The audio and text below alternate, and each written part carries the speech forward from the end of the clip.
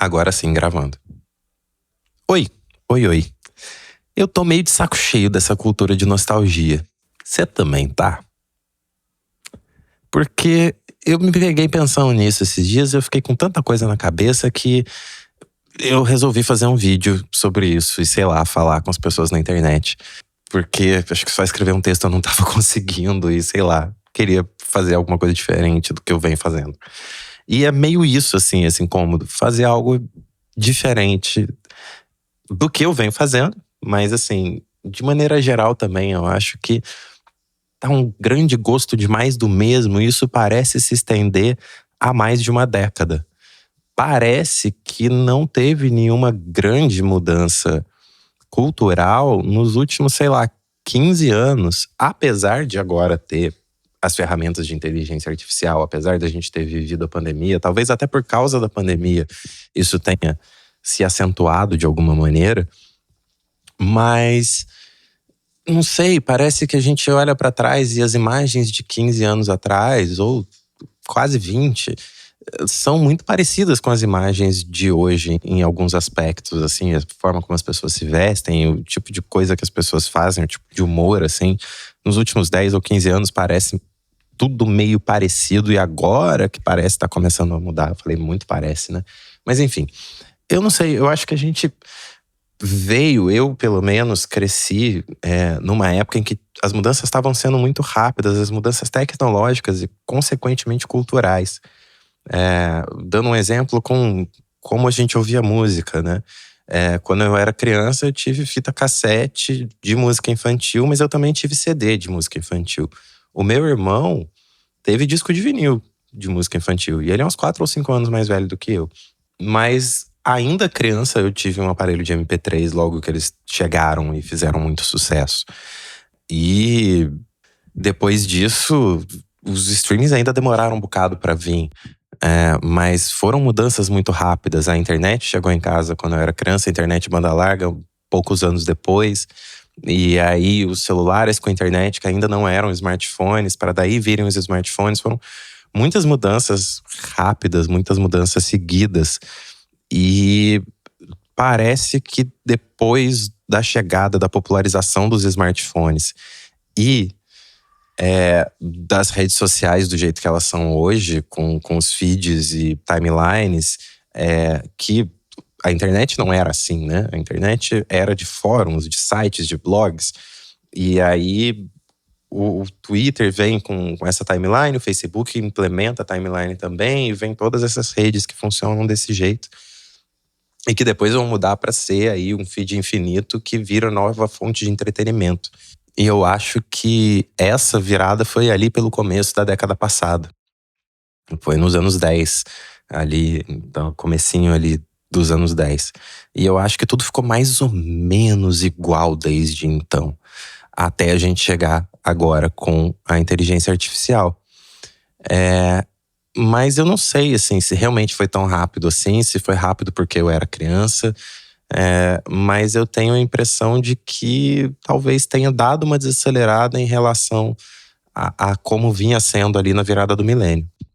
E aí eu fiquei pensando que agora as ferramentas de inteligência artificial são essa grande revolução. Principalmente essas que geram imagens, textos, sons, para publicar facilmente em qualquer lugar. Só que elas geram isso com base em algo que já existiu. Em algo que já estava lá, não só algo, em tudo que estava lá antes.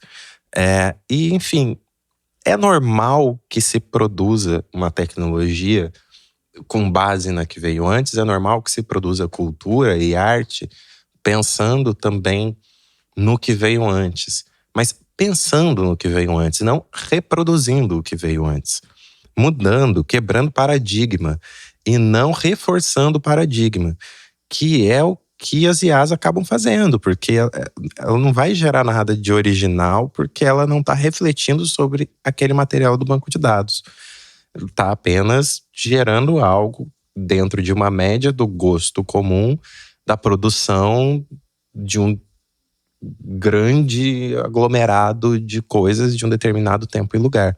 Então eu acho que os próximos anos talvez comece a ter uma mudança em relação a isso, porque já tá rolando uma fadiga dessa repetição muito grande. Já tá rolando um começo de um movimento contrário à IA, ainda de um lugar de acesso econômico mesmo. De se você pode pagar para alguém fazer com a expertise que esse alguém tem, isso é mais valioso. Isso é mais interessante. A IA começa a virar a coisa de pobre, a coisa tosca, o produto falso, a cópia barata. E se você tem acesso ao que é mais difícil, ele é de mais difícil acesso, logo ele é mais valioso.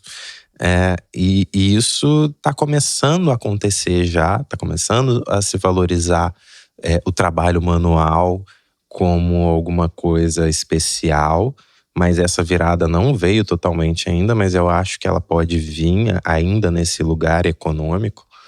Mas eu também acho que pode ter aí um movimento contracultural nesse sentido de, não, vamos produzir então imagens, sons e textos que não possam ser feitos com essa base que é uma cópia, com essa base de ser cópia, de ser mais do mesmo, de ser aquilo que já veio antes e que a gente vem vendo e que continua vendo, e um reboot, do remake, da cópia, da continuação, do jeito que as coisas estão. E eu acho que isso pode acontecer e a gente começa a ter agora nesse caminho para uma virada de década, uma virada cultural também, acho que a partir dessa grande mudança tecnológica, mas não necessariamente abraçando essa mudança tecnológica totalmente. Eu acho que as pessoas estão pensando ainda o que dá para fazer com a ferramenta, o que dá para fazer contra a ferramenta, o que está acontecendo aqui. Então, sei lá, eu acho que isso pode mudar. Mas também tem um aspecto aí que eu acho muito simbólico que as ferramentas de IA tenham se popularizado tanto agora, porque é agora que as pessoas mais ou menos da minha idade, dos seus 30 e poucos, 40 e tantos anos, os famigerados millennials, estão acessando alguns dos lugares de poder. Vamos lá, não tá fácil para ninguém. Crise de emprego por aí, as carreiras que pareciam existir foram deixando de existir, a coisa tá esquisita, enfim. Mas assim, quem conseguiu entrar no mercado de trabalho, quem tá inserido e quem foi crescendo em empresas, tá agora sim, a galera que nasceu ali do começo dos anos 80 até a meiuca dos anos 90, a maioria de cargos ali de liderança, talvez não alta chefia, não essas coisas, mas muitos desses cargos estão sendo ocupados agora por pessoas dessa geração.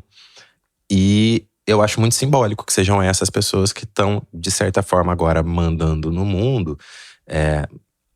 Enfim, com várias ressalvas, porque quem manda mesmo é bilionário e muitos desses muito velhos e de famílias muito velhas, mas eu acho que, de maneira geral, assim, da força de trabalho, quem tá aí concentrando esses cargos é a galera de seus 30 e poucos, 40 e tantos anos, que eu acho que é a geração mais nostálgica de todas. E eu acho que é normal ser nostálgico. Eu acho que é normal chegar nos seus 40, 50 anos e olhar pra trás e falar, pô, quando eu tinha 20, as coisas eram muito legais. Era tudo muito novo, eu era forte, eu tinha vitalidade, eu não tinha ressaca. Tudo era novo, tudo era interessante, tava tendo um monte de mudança no mundo. E essa mudança estava acontecendo porque as pessoas à minha volta, da minha idade, estavam fazendo essa mudança.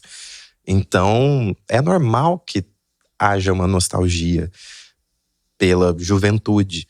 Mas eu acho que talvez os millennials sejam a primeira geração, se não a única, que viveu já a sua juventude nostálgica, já olhando para trás.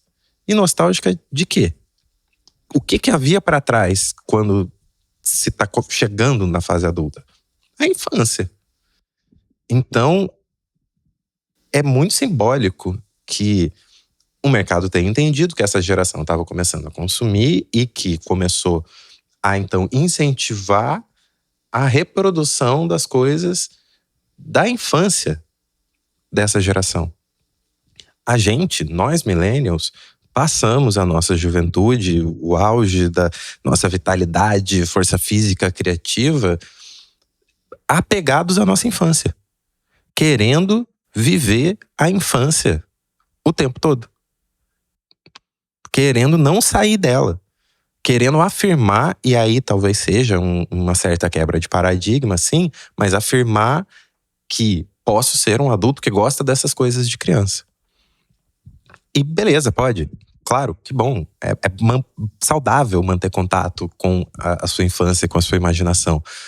Mas, assim, é isso. É contato, e é um contato criativo que é saudável. Não desse consumo desenfreado.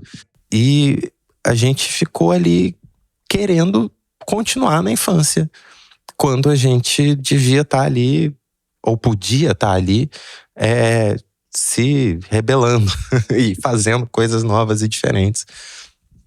E eu acho que isso tá começando sabe, essa conta tá chegando, assim. Porque não é só olhar para trás para o que outras gerações fizeram e ressignificar isso, e se apropriar de signos anteriores e construir os seus próprios signos e símbolos. Eu acho que a gente pegou aquilo que nos foi dado quando era criança e transformou isso nos nossos signos, ao invés de construir os nossos. Claro, construímos alguns, é evidente, não foi só viver disso, mas eu acho que isso foi muito acentuado, isso foi muito incentivado também, como eu disse, quando entenderam que estava para fazer dinheiro disso, essa máquina começou a girar freneticamente. Mas eu acho que as gerações que estão vindo aí, elas não se interessam pela nossa infância. Ou talvez até se interessem, enfim, tem uma grande moda aí voltando dos anos 2000 e das câmeras digitais, as cybershots e tech pixies e sei lá. Mais ou menos do mesmo jeito que a gente depois foi se apegar de novo ao vinil e sei lá, a coisas dos anos 80, 70 e 60, um monte de banda aí dos anos 10 que faziam um sonzinho meio anos 60. Eu acho que é normal também eles irem se apropriando desses signos, mas assim, eles não estão interessados em manter como era, porque eles não viveram a mesma coisa que a gente. Só que a gente, ao invés de ir vivendo isso e ir vivendo as novidades, ou além de fazer isso, a gente também fez um esforço muito grande para permanecer criança. E o mundo mudou, a gente não é mais criança. Nem as crianças que vieram depois da gente são mais crianças. Estão ocupando os lugares que lhes cabe. E, de repente, a galera tá sem saber o que fazer.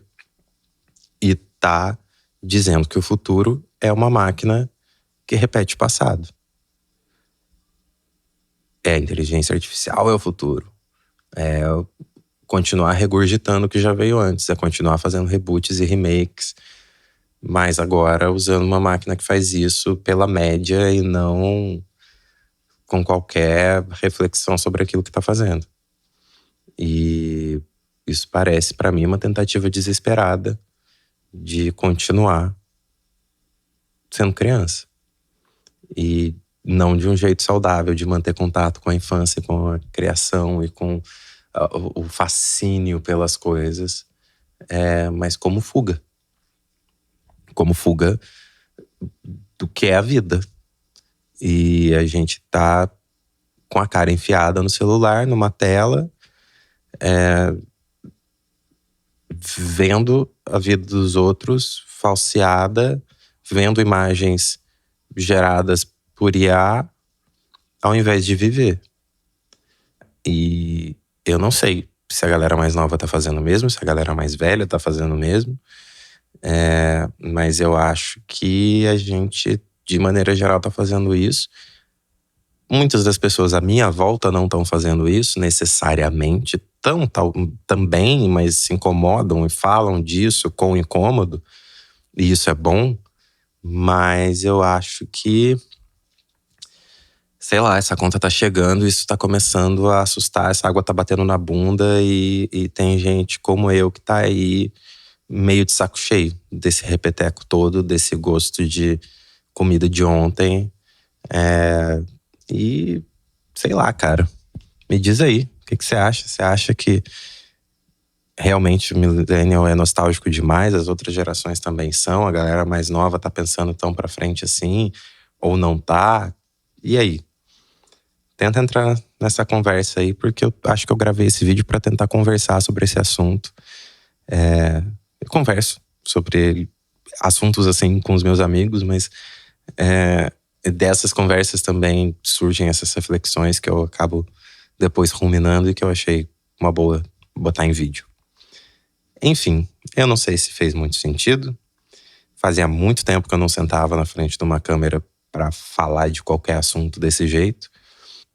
Isso é um tanto quanto nostálgico para mim. Então, sei lá também. É isso. A gente é um bicho apegado ao passado muitas vezes. E às vezes é bom resgatar algumas coisas do passado para tentar